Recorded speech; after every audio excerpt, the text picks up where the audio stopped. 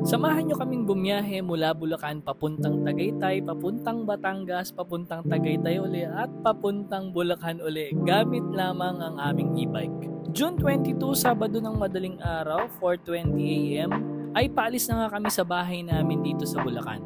Dahil medyo maraming dala, pinaghandaan ko to kaya top box na yung nilagay ko at meron din ako nilagay na saddle bag para sa additional na gamit namin.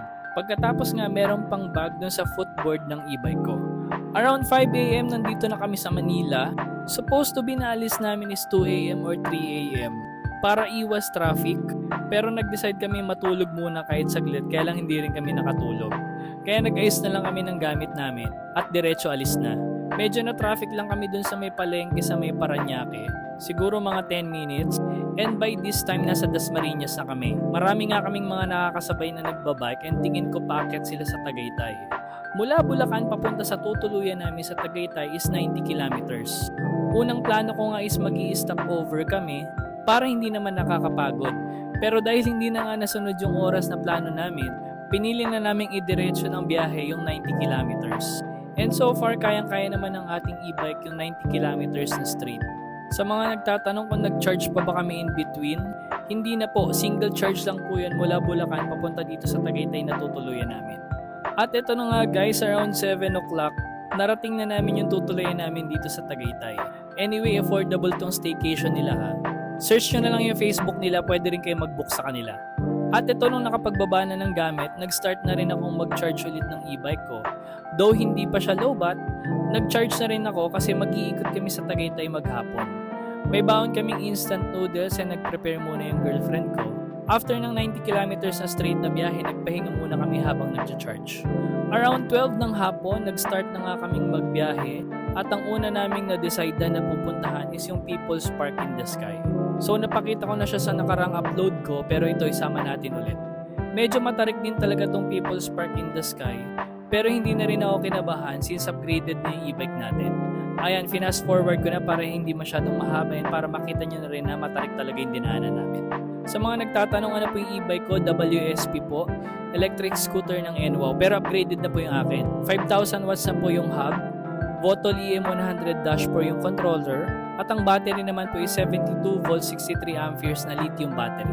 Ayan guys, nagbayad na tayo ng entrance, 50 pesos per head, so 100 yung binayaran natin. And mag-i-start na tayong umakyat dito sa People's Park in the Sky.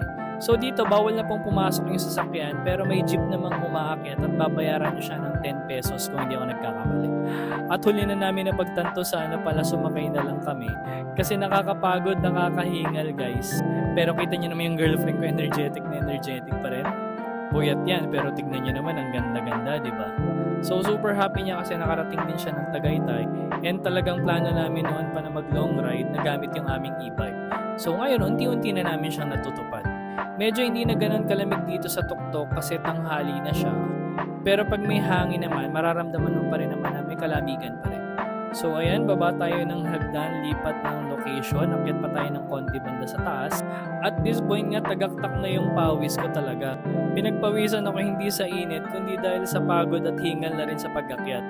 Pero yung isa dito, porke magaan ang katawan, minamaning yung pag-akyat. At ito na nga yung view sa taas ng People's Park in the Sky para sa mga hindi pa nakapunta. So ayan, parang nakasama na rin kayo dito sa amin. Para sa mga nagtatanong, mahal ba ang charge ng e-bike? Sagutin ko na rin po dito. 30 to 50 pesos lang po ang cost per full charge na kayang umabot up to 150 kilometers. At bakit kami nakakatipid sa e-bike bukod sa hindi nagpapagas? Low maintenance po ito, walang CVT cleaning, walang change oil at iba pa. Yung costing po ng kuryente compare sa gas, mas mura pa rin po yung kuryente. Hindi naman po tayo nakikipagkompetensya sa mga nakamotor kaya sana wag po kayong magalit. Ito po ay based sa aming experience na gumagamit ng e-bike. Motor man o e-bike ang ginagamit nyo, lagi po kayong mag-ingat. Sabi nga ng Bini, ang buhay ay hindi karera, wag tayong masyadong magmabilis sa daan. After namin sa People's Park in the Sky, dumiretso naman kami sa Picnic Grove.